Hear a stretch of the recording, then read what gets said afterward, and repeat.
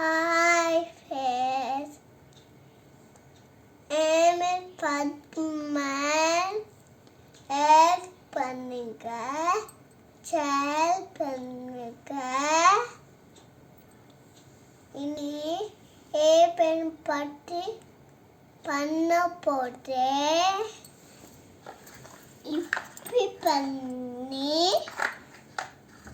இப்படி பண்ணி